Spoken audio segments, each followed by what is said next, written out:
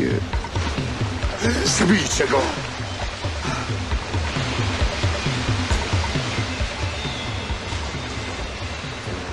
My name's Daniel Bird. I am one of the producers of the restoration of On the Silver Globe, and I also worked with Andrzej Żuławski on the English language subtitles. My interest in the film goes back to the mid-1990s. I had seen Żuławski's most famous, or rather infamous, film Possession, and I was very eager to see all the other films he'd done, and I managed to get hold of a video cassette of On the Silver Globe. It wasn't the complete film, it was only about 2 hours or less, and it was on VHS, no subtitles, but it was a real remarkable experience watching this film. There were images which were not like anything I'd seen in Polish cinema, anything in world cinema, and it did feel like receiving some sort of strange alien signal.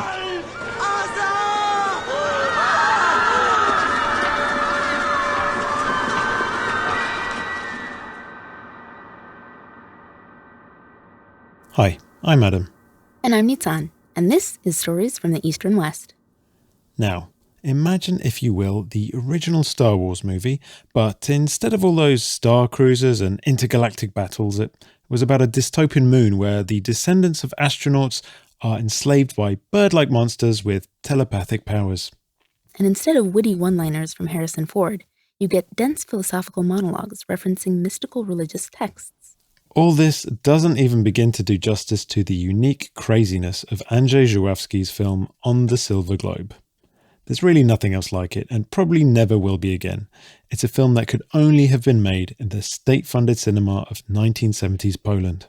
And paradoxically, it was that very same system that allowed the production to be shut down with 3/4 of the film already shot.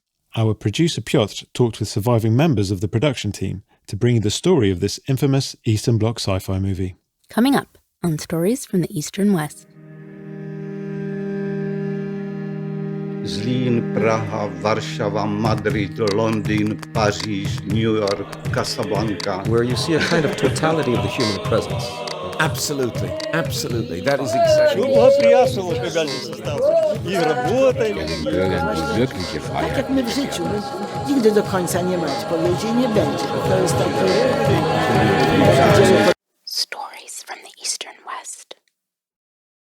On the Silver Globe is based on a trilogy of books by Jerzy Żuławski, the LUNAR trilogy, about a group of astronauts who go to the moon and who settle there. They're wanting to escape the horrors of Earth and begin a new life, a utopia. But it all goes wrong.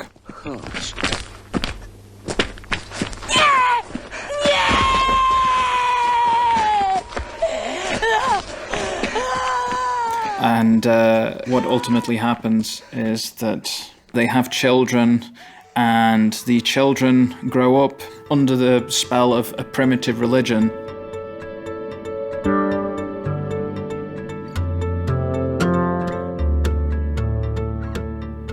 Scheduled to begin shooting in early 1976, Andrzej Żuławski's adaptation of his great-uncle's epic sci-fi trilogy was set to be one of the most expensive films ever made in Poland.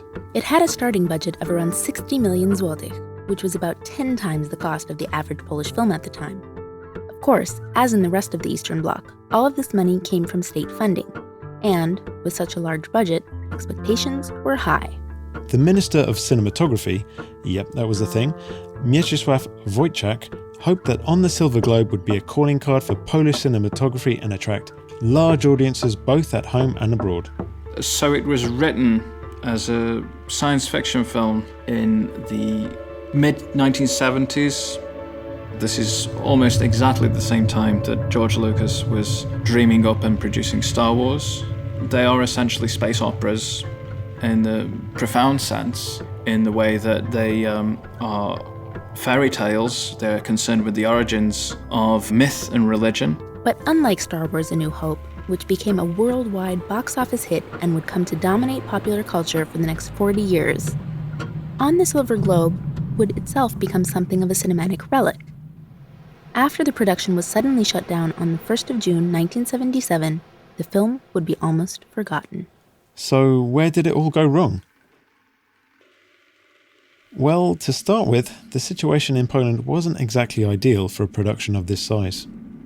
The economy is flatlining, and of course, this is one of the reasons why there was so much political unrest towards the end of the 1970s.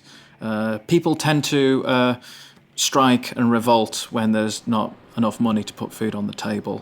And this was a poor country going bankrupt, making a very ambitious science fiction film.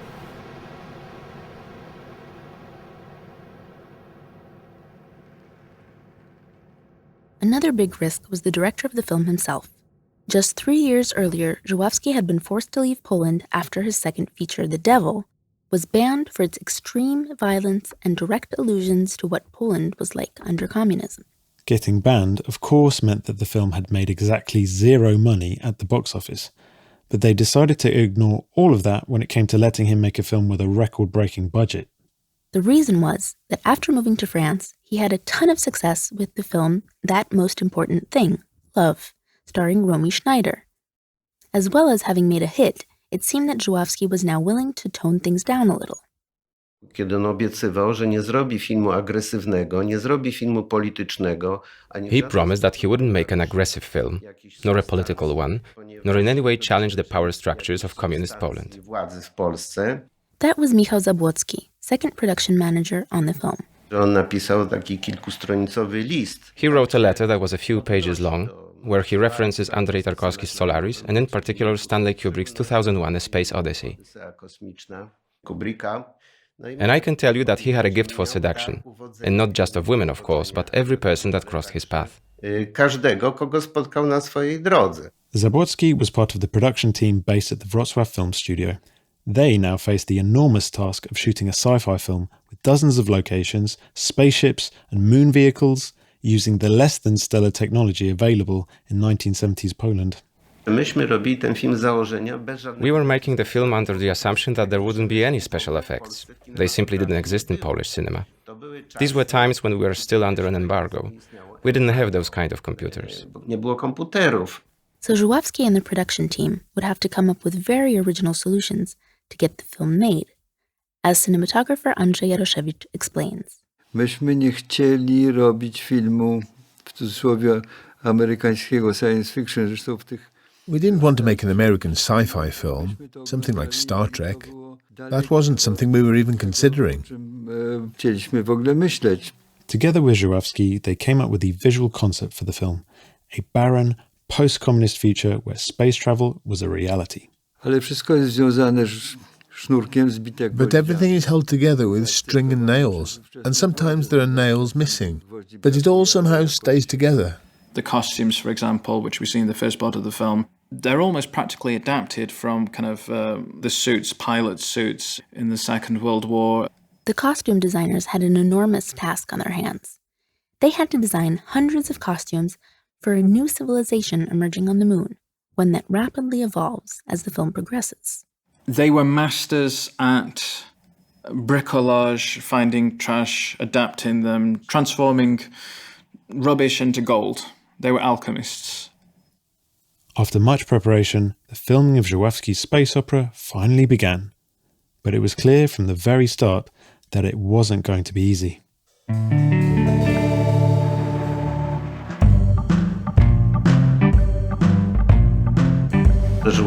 Żuławski insisted that, for instance, for the seaside scenes, there had to be 200 extras there every single day. And getting all the camera equipment to remote filming locations wasn't easy either, as first assistant cameraman Stefan Kurzyp explains.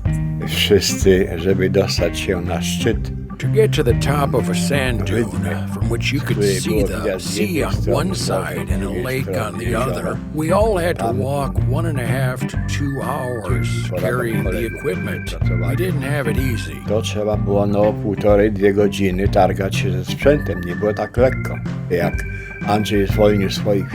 After Andrzej had fired 4 or 5 of his assistant directors because they weren't fulfilling their duties, the rest of the crew knew that we had to really give it everything we had. Tym najciekawszym momentem dla The most interesting moment for the crew, and you could say a sort of bonus for them, was a trip to Mongolia in August of '76. Both Star Wars, like On the Silver Globe, uses outlandish locations as a substitute for fantastical landscapes. That's Daniel Bird again. So in the case of Star Wars, you have Tunisia, I think, which was the shooting location, and in the case of On the Silver Globe, Mongolia, which of course was part of the Soviet Union, and that of course made it much easier to shoot there, given the fact that this was a film made during the communist period. To fantastycznie wyglądało na ekranie. It looked amazing on screen, these lunar rovers, which were actually repurposed training vehicles with caterpillar tracks. They traveled with us to Mongolia, and the Gobi Desert served as the moon. Pustynia Gobi, rzeczywiście. It really was this completely desolate, fantastical landscape. 360 degrees and not a tree in sight.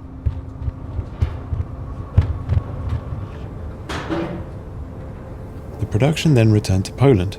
To shoot scenes in an underground city, the crew went deep into the Wieliczka salt mines, the shallower parts of which are today a popular tourist destination in Krakow. It was necessary to come up with these quite poetic solutions, like shooting in a salt mine rather than building a set. Codziennie wyjeżdżaliśmy z Krakowa. We left Kraków each day at 5 or 6 in the morning for the mine in Wieliczka, where we went down in those cramped elevators, a few of us at a time. And then we had to march almost 3 kilometers to Magielnik cave. We couldn't use incandescent lights because of the methane gas. We couldn't smoke cigarettes either. Magielnik is the large cave where many of the important underground scenes take place, such as when a priest rallies a crowd to wage war against terrifying bird-like creatures called the Szern.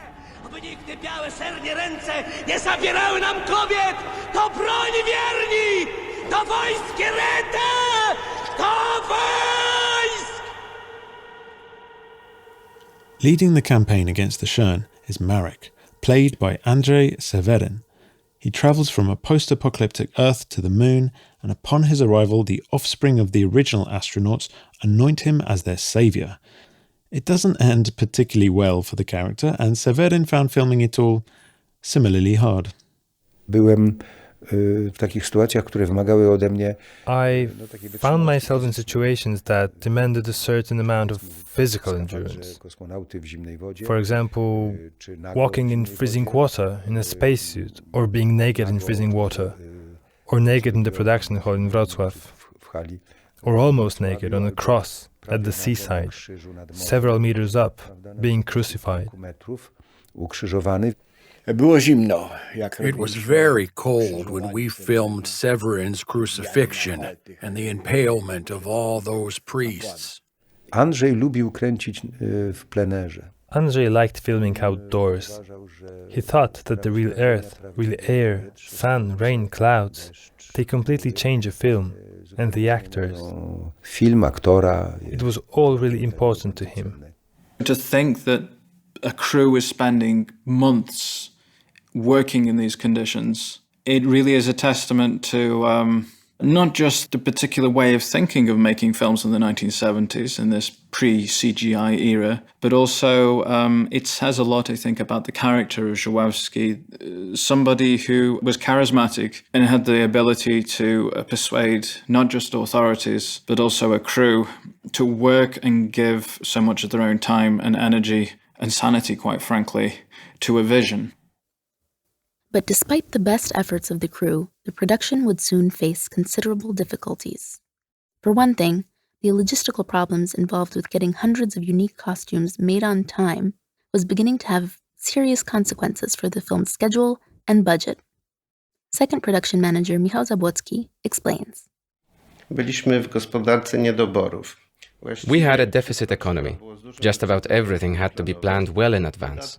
Additionally, we couldn't outsource work to private individuals. And that's the reason that we had the first halt in production, which lasted 3 months. Tak, no były kłopoty produkcyjne. Andrzej był bardzo wymagający. Yeah, we had production problems. Andrzej was very demanding and, unfortunately, there were situations where the money ran out. To wszystko wynikało All of this was caused by the fact that, on the one hand, Żuławski was right that Polish cinematography wasn't ready for this kind of production, but look, he knew what he was getting himself into. He was perfectly aware of all this. Myśmy mieli 2 dofinansowania. We had 2 additional funding grants. They didn't give it enthusiastically, but the extra money was granted. We were allocated more raw film stock, and from the documents that I have in my possession, I know that the part of the production I took part in, that is the shooting of the film, cost around 89 million złotych. 89 milionów złotych. That was an increase of almost 50% compared to the originally approved budget, something pretty much unheard of in today's film business. And these budget increases were getting more difficult to obtain as it became more apparent that the film Żuławski was making wasn't the one that had been approved and expected. This didn't appear to be a film with popular appeal that would bring in large audiences and overseas interest. The crew began to divide into 2 main groups: the main creative team who were fully behind Żuławski and his vision, and those in the production team who weren't entirely convinced by the direction he was taking.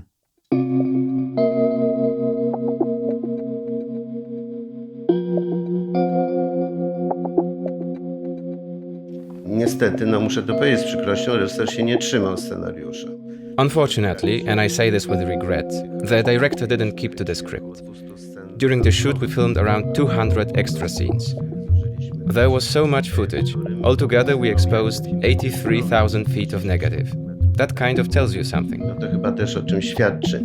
Jedna wersja to była ta oficjalna, a to co kręciliśmy... One version of the script was the official one, and the one we shot was a bit different. The scenes were changed a bit, and some of the dialogue. Żuławski was adding things that couldn't have been put in the script earlier. Wcześniej w scenariuszu. Ten materiał scenariuszowy był dla Żuławskiego zbyt wątły. Żuławski thought the original script was a bit meager, and so began the adding of various oddities. I call them oddities, but they were fragments of text that Żuławski often wrote at night and then brought in for the actors to learn. Do nauczenia się aktorom. They were excerpts from his journals, quotes from Aristotle, Plato and other philosophers. And so when you watch the film today, well, parts of the audience find the film hard to follow. Jest trudno zrozumiały. We should probably mention that for the majority of On the Silver Globe, the characters speak in this strange kind of poetic language, departing far away from any kind of naturalism. Pamiętam dokładnie taki monolog. I remember well a monologue, which he called the Hamlet monologue.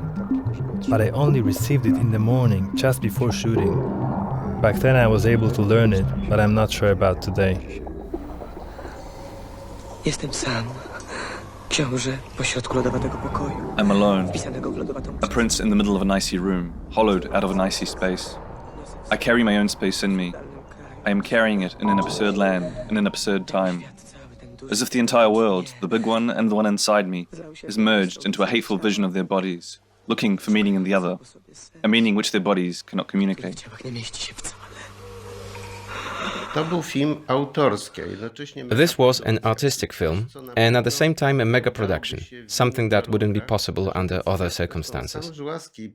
Żuławski himself mentioned a few times when we began shooting that probably no one in the West would have allowed him to embark on something like this. Nie pozwolił na taki rozmach. As the production dragged on over 18 months, along with various delays, Żuławski's intense and uncompromising directing style was also taking its toll on the crew. Kiedyś w jakiejś scenie Szernowi zaczęła palić się głowa. We were shooting a scene, and the head of one of the bird creatures caught on fire. Andrzej Żuławski was behind the camera. And because he noticed the flames, he stopped filming and started putting out the burning head of the Szern. Usłyszeliśmy bardzo ostry. And Żuławski started yelling at Jaroszewicz. He really ripped into him and told him that he was the only one that said stop, not the cinematographer. A nie operator. Ekipa w pewnym momencie była zmęczona, bo była... At a certain point, the crew were just exhausted. They were all far from home because really we were filming all over Poland. Zmieniali się. We had to replace set designers, wardrobe assistants, lighting technicians. We had 4 different camera operators. Szwankierów mieliśmy 4. Był też taki przypadek, że... We also had an assistant director who ended up under psychiatric observation. This also shows you that people simply couldn't take the mental tension that was involved. because Żuławski had a very specific method of working. Everything ran on the highest gear. He was a master at creating this psychotic kind of atmosphere. Był mistrzem stwarzania takiej psychotycznej atmosfery. Pamiętam kiedyś robiłem takie... I remember one time we were shooting this lengthy scene where I was arguing with the Sharon, and it required a huge amount of effort and concentration. It was really, really, really difficult physically and mentally. Jesteś zwierzęciem! Ty jesteś zwierzęciem i sobą. A więc mówisz! Nie, to ty słyszysz. I pamiętam po jednym z ujęć... And I remember that after we shot one of the takes, I got up onto my feet and calmly asked, "Was that okay?" Zostałem opieprzony przez Andrzeja. That's when Andrzej really laid into me. He said that after a take like that, I should fall to the ground and be unable to move, that I should be exhausted. I should be playing it in such a way, with such commitment, that I'm unable to function normally for some time afterward. And here I was, getting up and asking if it was okay. Jak było, prawda? It seems ironic to me that the film is about a Christ-like figure played by Andrzej Seweryn, and he becomes unstuck, his character, Marek, in the film, when people lose faith and question his role. I think something very similar happened to Żuławski halfway through the production of On the Silver Globe. I think that he had his believers, but I think people in different levels of the production started to doubt whether he had a vision and question where the film was going, whether all of this work in outrageously difficult conditions was in vain. So, I think there's a whole degree of life imitating art. Despite the many delays and difficulties, On the Silver Globe would most likely have been completed sometime in 1977, if it weren't for the arrival of party hardliner Janusz Wilhelmi. The cinematography minister Wojciech, the one who had green-lighted the production and was a huge enthusiast of the film, was suddenly out of a job, and the new minister took an immediate interest in this increasingly expensive production. Wilhelmi oglądał materiały robocze, więc wyrobił zdanie. Wilhelmi watched some of the raw footage, so he was forming his own opinion. He demanded that the footage be brought to him without the director's knowledge, and we had to follow orders. Wilhelmi and his aides were shocked by the materials. They were shocked for various reasons. Still, since most of the film had already been shot, it was expected that he would agree to fund its completion anyway, which is what usually happened, even if the film ended up being censored. But the new minister had other ideas.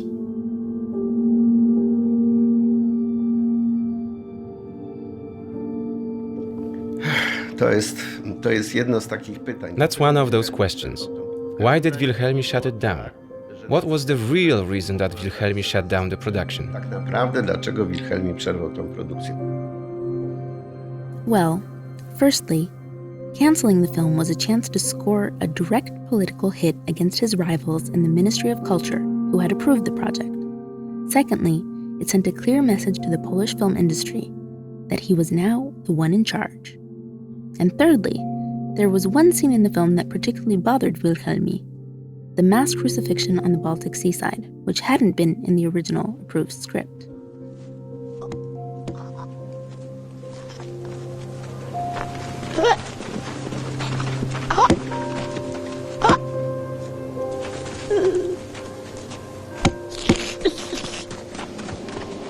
O to się właśnie wściekał, okazało się potem, pan minister. That's what the minister was really furious about, it turned out later.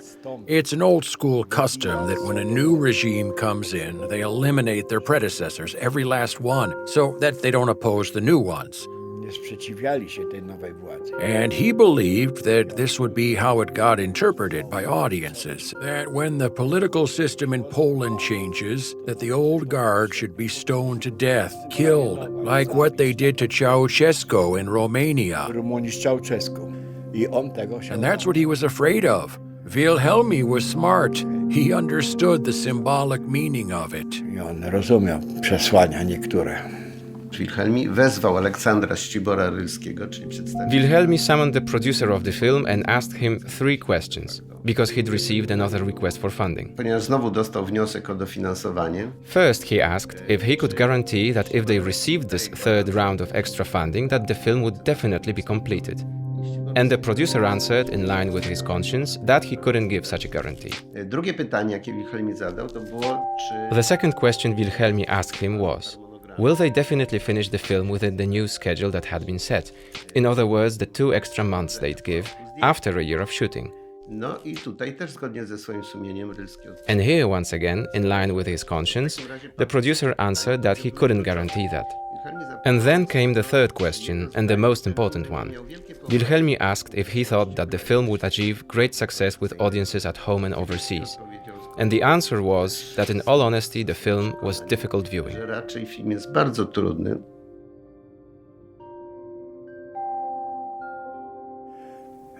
Szykowaliśmy się rano do wyjazdu. That morning, we were getting ready to leave for the day's shoot. The extras were ready. The production manager arrives and says, "Lads, we're staying here. There's been a decision made in Warsaw to stop the film. There's no money. That's it." Nie ma kasy. Koniec.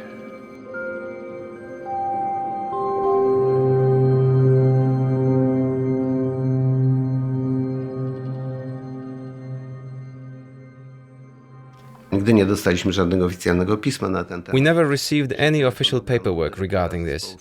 Just a phone telegram from the head of the film studio that we were to secure the set and disperse.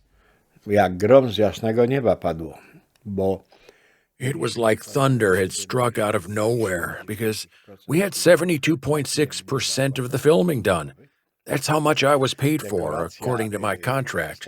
The spaceship, the rocket that was transported to the Georgian mountains, it was ready and waiting for us. We were supposed to fly there in 2 or 3 days, and suddenly, bang! It was all stopped. The decision of a minister. Decyzją pana ministra. The spaceship in Georgia wasn't the only one. Of all the futuristic sets and vehicles that had been specially built at the studio in Wrocław, less than a third actually ended up being filmed. And so the film ended up without a beginning, an ending, and part of the middle. Po prostu pakowaliśmy się. We simply started packing up. We met in the evening at a restaurant in town, and what I can tell you, we all got very drunk. And the next day, on my way back to Wrocław with the equipment, my head was roaring as if I had taken the sea along with me. To w głowie mi szumiało, jakbym morze za sobą zabrał. Taki niestety był efekt. Unfortunately, that was the end effect. We were all in mourning. We wanted to finish it, to get it done, but, well, it ended how it ended. As for Żuławski himself, the minister's decision was devastating. Żuławski po przerwaniu produkcji najpierw się rozpłakał. After the production was shut down, Żuławski at first broke down in tears. He asked for a car to drive to Warsaw, but it looked as if the minister had no intention of restarting the production, because he wasn't even willing to meet with the director, which I regard as being incredibly bad-mannered and rude, because he could have at least met with him in person and proposed some terms. And I think Żuławski would have accepted those terms. But that's not what Wilhelmi wanted. He wanted there to be a clear halt in the production. He wanted to show who was in charge.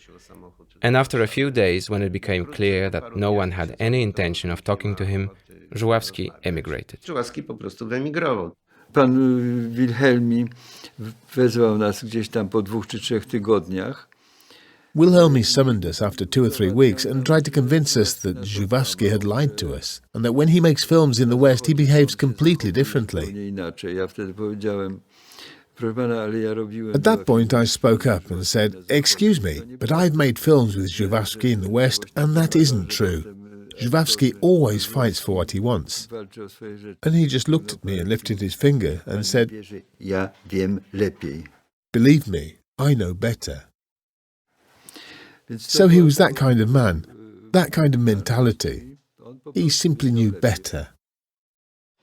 So, is that how the story of On the Silver Globe ends? Well, not quite. Żuławski returned to Poland in the late 1980s as the communist system was in its death throes. The film was patched together from the footage that had already been shot.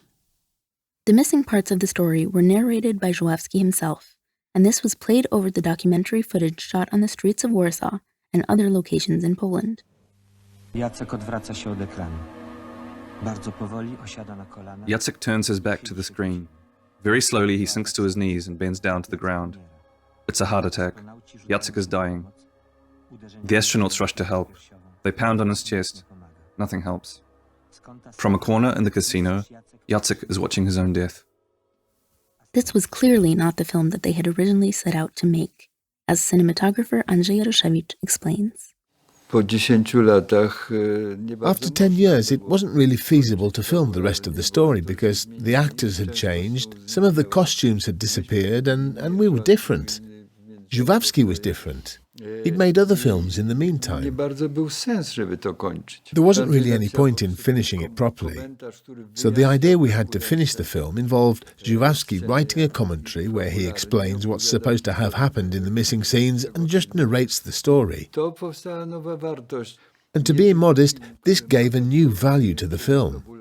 It's no longer just a film with some kind of narrative arc, but it's also a film about the process of creation. About how authors came upon misfortune and about what could have been.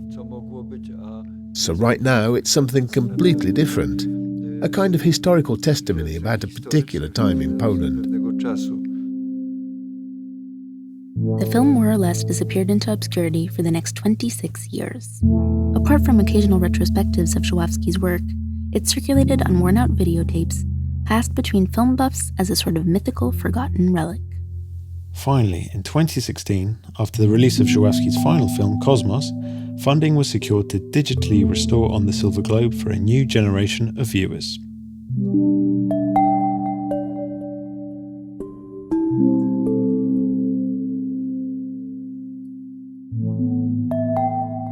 Przyjęcie młodych ludzi jest w tej chwili fenomenalne. The reaction of young people now is remarkable. I think it's something to do with, maybe I'm being immodest, but I think we made the film too early. The film was, you could say, multi-layered, complicated. So it's maybe only now that the right time for it has come, because people think about things a bit differently. It's possible that Żuławski was a bit forward with his thinking. But given everything he had gone through in trying to make On the Silver Globe, the director himself was initially reluctant to return to it. It's not that he didn't want On the Silver Globe restored. He was presenting reasons not to confront it, and so I sort of initiated that restoration and then told him pretty much the same moment we were threading the camera negative into the scanner. Żuławski got news that he had terminal cancer, so it became a sort of race to not rush the film but complete it in time and to get Andrzej Żuławski's involvement in the film, making sure that the film had the right colour and visual texture and details.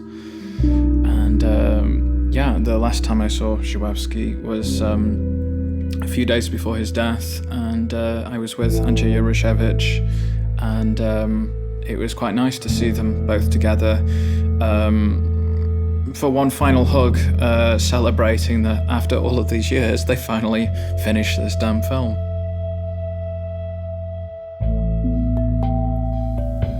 Despite its tumultuous history, or maybe because of it, On the Silver Globe's place in the Sci-Fi Cinema Hall of Fame is becoming more widely acknowledged. When it was shot in the mid-1970s, dystopian sci-fi didn't really exist as a film genre, and the first Mad Max film was still a few years away. The unique look of the costumes designed by Magdalena Tesławska almost certainly had an influence on the style of other dystopian films that followed. As for whether On the Silver Globe would have achieved the success and influence of Star Wars or Mad Max had it been completed and released in 1977, we'll leave for you to ponder. But it's definitely 2 hours and 46 minutes of celluloid that you won't soon forget.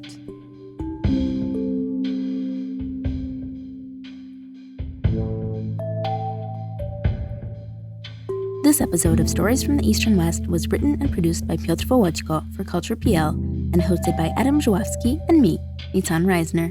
It was edited by Wojciech Oleksiak with some help from me.